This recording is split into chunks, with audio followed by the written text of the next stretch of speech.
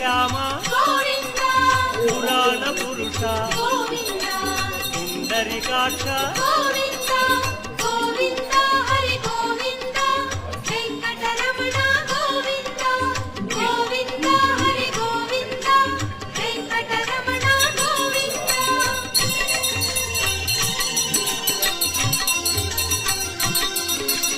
నందనందన